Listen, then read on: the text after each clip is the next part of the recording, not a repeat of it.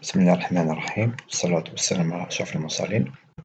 Aujourd'hui, nous allons voir la deuxième partie du cours qui est l'optimisation et nous allons commencer par l'optimisation non linéaire et sans contrainte.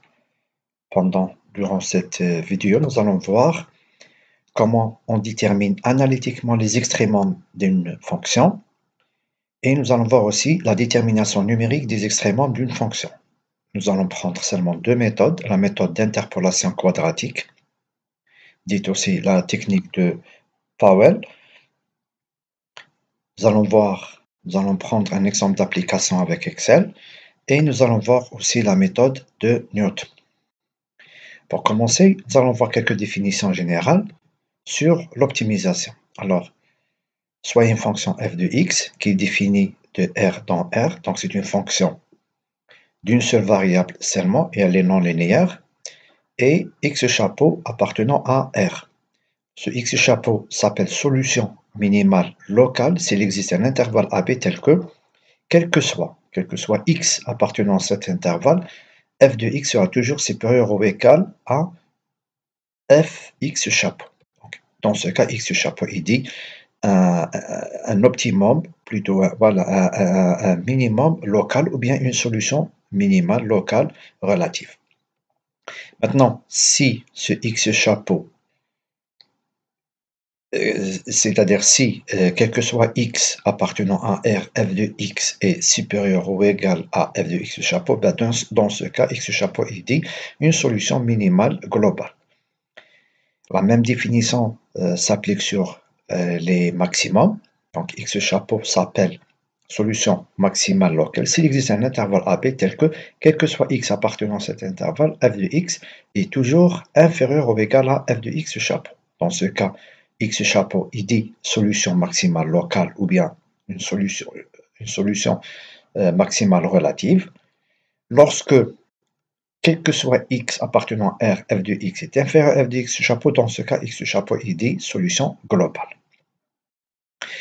Nous avons vu durant le cours pour déterminer le maximum ou le minimum, c'est-à-dire l'extrémum d'une manière générale, nous avons besoin de deux conditions. Alors la première condition est dite condition nécessaire, c'est-à-dire que cet optimum est en fait un point stationnaire. Alors c'est quoi un point stationnaire? C'est un point dans lequel la dérivée est égale à 0. C'est-à-dire que si j'arrive à trouver une racine de la dérivée, ben je vais dire que voilà, ça c'est un optimum.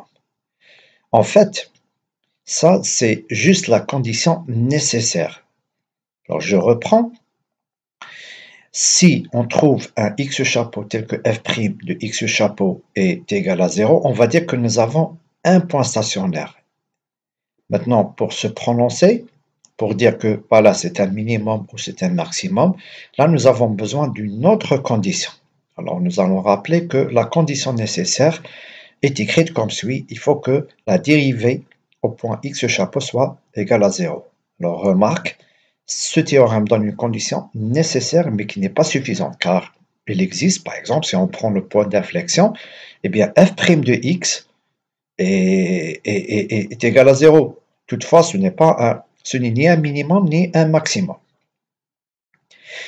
Et il existe une condition suffisante. Alors, maintenant, soit le point x chapeau, f de x chapeau avec f' de x chapeau égale à 0.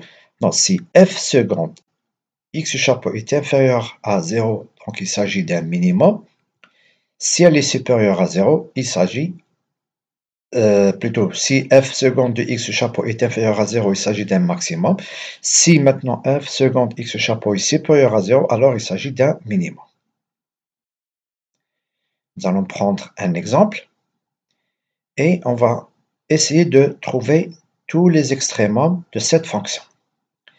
Alors là, ce qu'on est en train de faire, c'est une procédure qui est analytique. C'est-à-dire que nous allons prendre la fonction et nous allons essayer d'appliquer les deux conditions, la condition nécessaire et la condition suffisante. Nous allons commencer par la condition nécessaire. On va prendre la dérivée, on va la mettre égale à 0.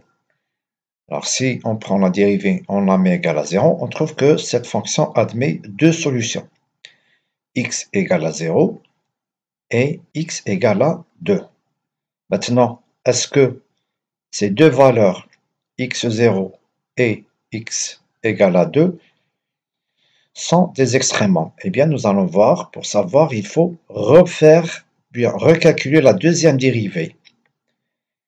Donc, la condition suffisante, c'est f seconde de x qui est égal à 6 fois x moins 6. Et nous allons voir maintenant, f seconde au poids 0 est égal à moins 6, donc c'est un maximum. F seconde au point 2 est égal à 6, donc elle est supérieure à 0, alors c'est un minimum. Donc il existe un maximum au point 0,5 et un 0 et 5, c'est-à-dire que si je remplace 0, je vais trouver 5 dans la fonction. Et un minimum au point 2, donc si je remplace, j'aurai 8 moins 12. Alors, la 8 moins 12 plus 5, ça fait 1. Voilà. Maintenant, nous allons voir, alors, toute cette technique, cette procédure. Dans cette procédure, on a analysé la fonction, on a calculé la dérivée, on a ensuite ressorti les racines de cette fonction, ensuite la dérivée seconde. Donc, vous voyez que c'est un travail qui nécessite une certaine analyse.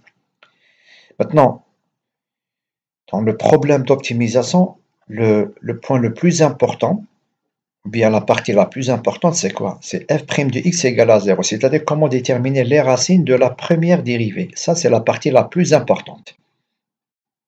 Et parfois, les fonctions ne sont pas très simples à résoudre, c'est-à-dire qu'on peut tomber sur un cas où il est pratiquement impossible de résoudre analytiquement, ou bien de trouver analytiquement les racines de la première dérivée. C'est pour ça que nous avons recours aux techniques numériques. Alors, les techniques numériques, nous allons commencer par la méthode d'interpolation quadratique dite méthode de Powell. Eh bien, tout simplement, cette technique, elle consiste à quoi? Elle consiste à déterminer une parabole, c'est-à-dire un polynôme de degré 2, qui épouse parfaitement la fonction et qui va nous permettre de définir ou bien de calculer son extrémum, soit son maximum ou bien son minimum. Donc, la seule difficulté qui réside dans la détermination des paramètres du polynôme. Alors, pour cela, qu'est-ce qu'on peut utiliser? On peut utiliser soit la fonction, on propose des valeurs et on commence à calculer f, la fonction de ces valeurs, ou bien on peut prendre les valeurs de f conjuguées avec sa dérivée, ou bien f conjuguée avec sa dérivée seconde. Alors, donc si cette fonction, si cette parabole que je propose épouse parfaitement la forme de la fonction f, eh bien, je n'aurai plus à calculer l'extrémum de la fonction, mais la fonction du polynôme. Et comme on sait, un polynôme, il est de la forme ax au carré plus bx plus c, eh bien son extrémum est facile à calculer. Il suffit de mettre 2 fois ax plus bx égale à 0 et on détermine notre extrémum. Maintenant, la difficulté, c'est quoi? La difficulté, c'est comment déterminer a, b et c. Pour cela, on peut procéder de plusieurs manières.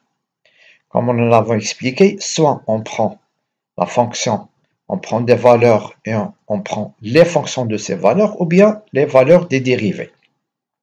Nous allons nous contenter de la première proposition, c'est-à-dire que nous allons proposer trois valeurs x1, x2, x3, ensuite calculer g de x1, g de x2 et g de x3.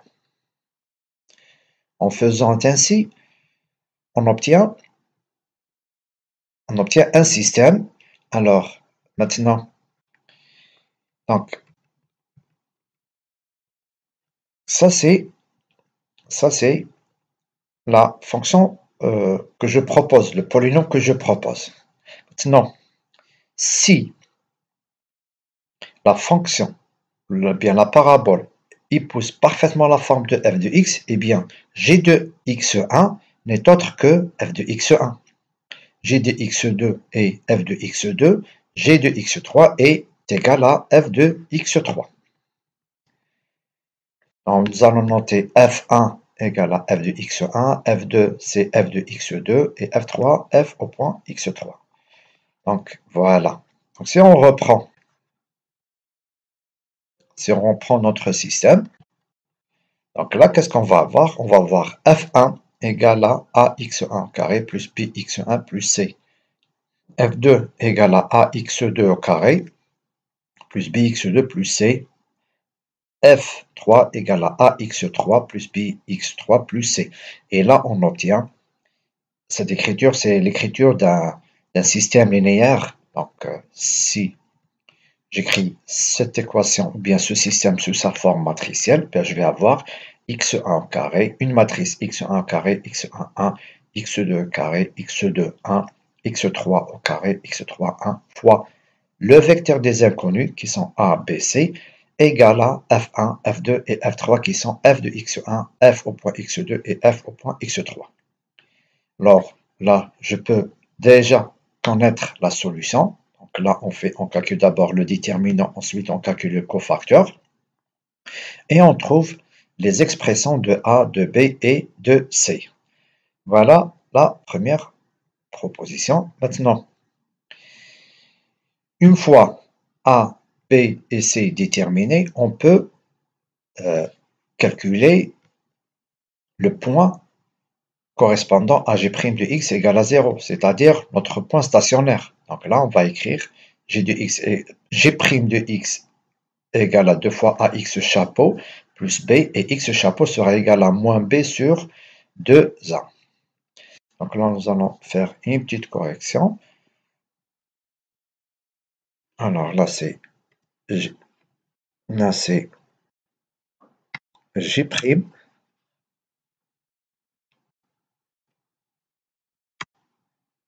Voilà.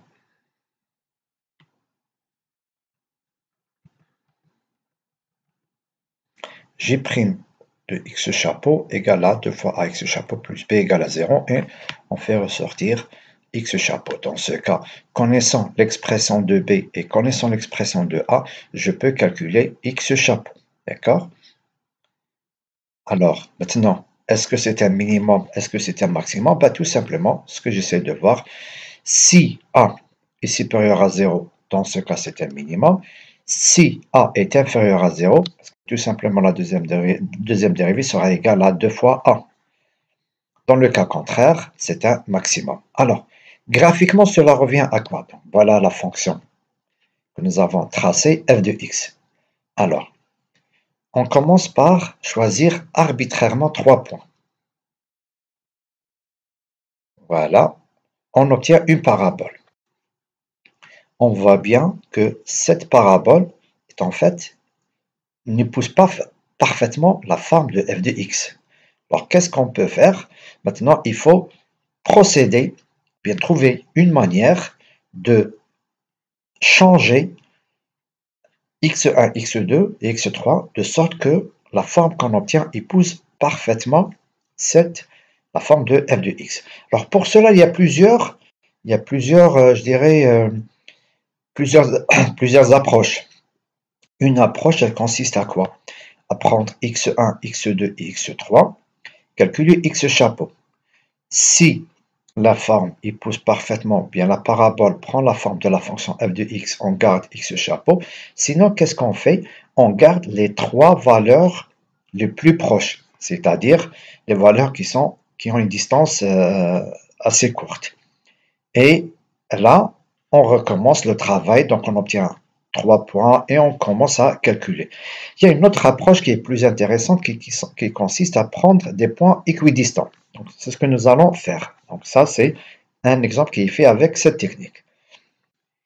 Alors, une fois x chapeau calculé, à partir de ce x chapeau, je définis encore 2 autres valeurs. Je prends x chapeau moins h à un certain pas, et x chapeau plus h.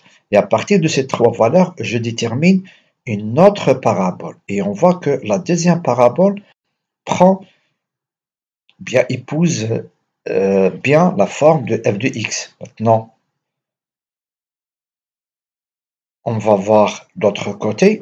Voilà, on propose 3 points, on trouve cette parabole, ensuite une deuxième et ensuite un troisième. Et plus on fait d'itérations, plus la forme se rapproche de la fonction f de x. Et là, on voit bien que nous avons ici le point qui est le minimum. Alors maintenant, le choix des 3 points de démarrage peut se faire, comme nous l'avons expliqué, de plusieurs manières. Donc la méthode la plus intéressante, c'est quoi? C'est de prendre 3 points. En fait, prendre un seul point, c'est x0, et un pas h. Alors, ce point central, je le mets dans x2, x1, je le mets égal à x0 moins h, et x3 sera x0 plus h. Donc là, au lieu de travailler avec 3 valeurs différentes, on ne travaille qu'avec une seule valeur. Alors, à partir de x1, x2 et x3, on calcule un x chapeau. Donc là, comment est calculé x chapeau? Tout simplement, on le calcule en utilisant l'expression que nous avons vue, qui est moins b sur 2a. Maintenant, connaissant l'expression de b et connaissant l'expression de a, on peut calculer x chapeau. Maintenant, bien sûr, là, on voit bien que x2 moins x3, x2 au carré moins x3, il y a une certaine relation, car x2 est égal à x0 moins h, et x3 c'est x0 plus h. Donc, à partir de ça, on obtient l'expression de x chapeau.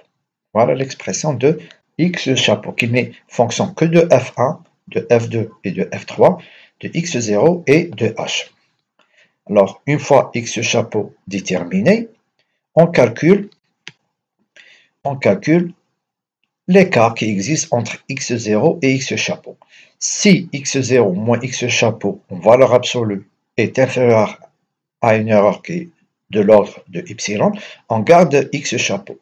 Sinon, c'est x chapeau qui prend la valeur de x0 et on refait les calculs, on obtient une nouvelle parabole, un nouveau point extrémum et ainsi de suite. Et on refait cette opération jusqu'à ce que la différence, ou bien l'écart, ou bien la distance entre x chapeau et x0 soit inférieure à epsilon.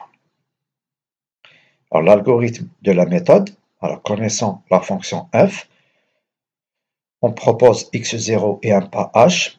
Bien sûr, la précision epsilon, c'est toujours de l'ordre de 10 puissance moins 4, moins 5.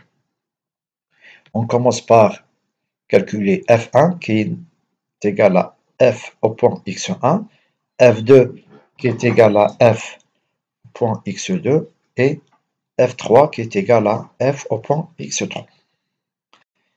À partir de x0, de h, de f1, f2, f3, on calcule un x chapeau. Ensuite, le test d'arrêt ou bien le critère d'arrêt. Si la distance entre ces deux points est inférieure à epsilon, alors on garde ce point. Sinon, on revient à l'étape numéro 2. Donc, nous allons prendre un exemple d'application. On vous demande là, de trouver l'extrémum de la fonction suivante. Pour cela, on donne x0 égale à 0 et un pas égal à 0, 1. La première itération. Alors, lors de la première itération, qu'est-ce qu'on fait? Eh bien, tout simplement, nous allons calculer x1 et x3. x1, c'est x0, donc ce sera 0 moins 0,1, c'est moins 0,1, x0 c'est 0, et x3 qui est égal à x0 plus h égale à 0,1. On remplace x1 et x2, x3 dans la fonction et on obtient ainsi la valeur de f au point x1, f au point x2 et f au point x3. Avec ces valeurs, x0, h, f1 et f2, on peut déjà calculer x chapeau, la première valeur, et on trouve 0,6225. Maintenant, si je fais la différence entre ces deux valeurs, 0 moins 0,625 en valeur absolue, elle est toujours supérieure à epsilon. Donc le 0,625 n'est pas mon extrémum, je dois encore pousser mes calculs. Voilà, donc là, j'ai préparé pour vous un tableau. Donc, ce tableau a été fait avec Excel. Bien, tout simplement, là, on garde cette... Pardon. Donc là, c'est x0. Donc, vous, ce que vous aurez à faire, c'est tout simplement de prendre cette valeur. Vous fixez cette valeur qui est égale à 0. Ensuite, x1, vous créez une fonction. Donc là, c'est égal à ça, moins 0,1. Là, égal à ça, plus 0,1. Et on commence à... Maintenant, pour f1, c'est une fonction de x1, f2, une fonction de x2, et f3, une fonction de x3. Une fois toutes ces valeurs calculées, je peux déjà passer à x chapeau. Et ainsi de suite. Donc là, on voit bien que voilà, les écarts ont... Alors, dans ce tableau, il faut suivre de très près cette colonne. Pourquoi cette colonne? Parce que tout simplement, c'est un indicateur. Ça vous permet de connaître si vous êtes en train de converger vers la solution ou bien vous êtes en train de vous éloigner de la solution. On peut commencer à voir, on est passé de 0,662,25 pour la première itération à 0,1451 pour la deuxième itération. Et on voit bien que l'écart diminue jusqu'à atteindre 10 puissance moins 10 lors de la cinquième ou bien sixième itération. Et là, notre solution, c'est x chapeau qui est égal à 0,4840.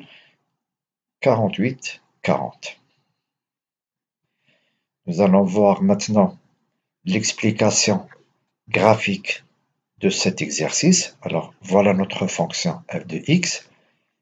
Avec x0 égale à 0, on a pu tracer cette parabole qui est égale à G1. Et on voit bien que G1, voilà, déjà il y a un écart entre le point que j'ai trouvé, qui est égal à, ici on voit c'est à peu près 0,62, et le point exact. Alors là, ma solution elle se trouve à peu près au point 0,5, d'accord, un peu moins de 0,5. Bon, je crois que nous avons trouvé 0,48, je vais vérifier. Voilà, 0,48. Voilà, donc la solution est à partir de ce point, à partir de ce G1, donc à partir de cette parabole, pardon, l'extrémum de cette parabole va devenir le point initial, le point x0. À partir de ça, on va construire une deuxième parabole. Et là, pour G2, on voit bien qu'elle prend pratiquement la même forme de f. Donc là, on voit bien que G2, déjà à partir de G2, je peux calculer le point, mon extrémum. Et encore G3, qui épouse encore plus parfaitement mieux la fonction f de x, la forme de la fonction f de x, et ainsi de suite. Nous allons maintenant prendre le même exemple, sauf que nous allons changer de valeur initiale. Nous allons procéder de la même manière. Donc là, x0 est égal à 3. On calcule x1, donc c'est 3 moins 0,1, c'est 2,9. x3, 3,1. C'est x0, c'est 3 plus 0,1, c'est 3,1. À partir de ces valeurs, on calcule f1, f2, f3. On calcule ensuite un x chapeau et ainsi de suite. Voilà, le résultat est résumé dans ce tableau. Ces tableaux, le premier et le deuxième tableau, vont vous aider à vérifier les calculs que vous allez effectuer chez vous. On va voir graphiquement qu'est-ce qui se passe. Alors, regardez là. Alors, avec 3, voici ma fonction g. Donc là, je vois que finalement, elle ne représente pas exactement la forme de f de x. Alors, une fois que je détermine l'extrémum de cette fonction, je le prends comme étant égal à x0 et je reprends les calculs. Et là, voilà. Donc là, c'est encore mieux. Donc la deuxième parabole, elle se rapproche. Mais elle est toujours loin de prendre la forme de f de x. va falloir une troisième. Voilà la troisième itération. Ensuite la quatrième et ensuite la cinquième itération. On voit bien que finalement la parabole prend bien la forme de f de x. Voilà. Voilà pour la technique dite d'interpolation quadratique. Maintenant, nous allons voir une deuxième méthode qui est la méthode de Newton. Alors, la méthode de Newton est l'une des méthodes les plus utilisées grâce à sa convergence quadratique. C'est une méthode qui est très intéressante car sa convergence est assez rapide. Quadratique, ça veut dire que finalement, d'une étape à une autre, la convergence est égale à l'erreur puissance 2. Sauf qu'elle a un seul défaut, c'est qu'elle est très sensible au point initial. Donc là, il faut vraiment choisir le point initial avec une certaine précision. Cette technique est utilisée pour la détermination des racines d'une équation non linéaire. Et comme nous avons en optimisation, notre objectif est de trouver les racines de f' de x, eh bien, nous allons essayer d'exploiter cette technique. Alors, la formule de Newton découle du développement de Taylor de la fonction f de x autour d'un estimé xn. Si on commence avec un certain estimé xn, on peut calculer déjà xn plus 1 qui est égal à xn moins f de x sur f' de x. Bien sûr, ce développement de Taylor, lors de l'utilisation de ce développement de Taylor, nous avons négligé tous les termes d'ordre 2 et plus, ce qui nous permet d'écrire cette équation. Cette expression est utilisée pour trouver les racines d'une fonction. Donc là, cette expression, donc là c'est très intéressant, et il faut faire très attention. Donc, cette fonction, bien cette expression, permet de trouver les racines de f de x. Maintenant, nous, en optimisation, ce qui nous intéresse, ce n'est pas les racines de f de x, mais ce sont les racines de f' de x. Donc là, la méthode de Newton change et devient xn plus 1 égale à xn moins f' point xn sur f seconde au point xn. Nous allons voir maintenant l'interprétation de la méthode de Newton. Alors, si on a une fonction f de x, je commence par proposer un point initial. À partir de ce point initial, je détermine la verticale à ce point-là. L'intersection entre la verticale et la fonction me permet d'avoir le point B. Ensuite, qu'est-ce qu'on fait? Bien, tout simplement, on trace la tangente. Voilà, donc nous avons le point B ici. La tangente au point B.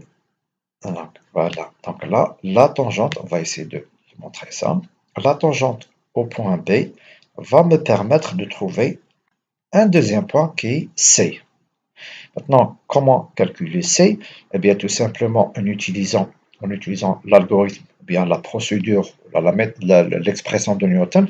Et aussi, le point C, je peux le déterminer graphiquement. Eh bien, tout simplement, si je prends la tangente alpha, c'est-à-dire le point, ici, la pente, si je prends la pente qui n'est autre que f' au point A, eh bien, la tangente, elle est égale à quoi? Elle est égale à ce point-là qui est égal à f au point A. Voilà. Donc, f' de A égale à f de A moins 0 sur A moins C. Ensuite, je vais transformer cette expression. Donc là, je peux écrire A moins C égale à f de A sur f' de A. Et C égale à 1 moins f de A sur f' de A. Et on retrouve la même chose. Donc là, c'est en quelque sorte, c'est l'interprétation graphique de la méthode de Newton. Nous allons maintenant prendre le même exemple et nous allons lui appliquer la méthode de Newton. Alors, l'application de la méthode de Newton est très simple. Le plus important, c'est quoi? C'est le choix de la valeur initiale. Avec x0, eh bien, on peut directement calculer la dérivée première, ensuite la dérivée seconde, ensuite commencer à remplacer tout simplement à partir de x0 de la dérivée au point x0, première dérivée, de la dérivée seconde au point x0, je peux calculer un point x1. Et voilà, donc à partir de ça, connaissant l'expression de f', je peux calculer sa valeur. Connaissant l'expression de f second, je peux calculer sa valeur. Et à partir de ces trois valeurs, je peux calculer une nouvelle valeur. Alors là, 3 me permet de calculer 2,33. Ensuite, comme l'écart entre 3 et 2,33 est assez important, alors là, je vais encore pousser mes calculs. x1, je le mets ici, et je calcule une nouvelle fois f' au point x1, f seconde au point x1, ce qui me permet de calculer x2, ensuite x3, et ainsi de suite. On voit bien que là, on est à 10 puissance, à une précision de l'ordre de 10 puissance moins 9. Maintenant, si je change de valeur initiale, eh bien, je fais la même chose.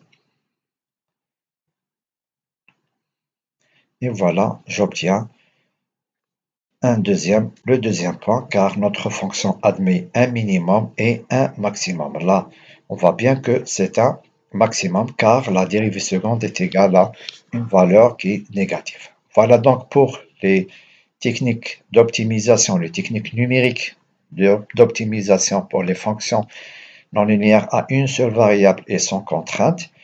Donc, prochainement, je vais vous préparer une vidéo sur l'application directe sur un problème de génie chimique. Eh bien, voilà, j'espère que cette vidéo a été bénéfique et on se voit dans la prochaine vidéo, Inch'Allah. Voilà, je vous remercie pour votre attention.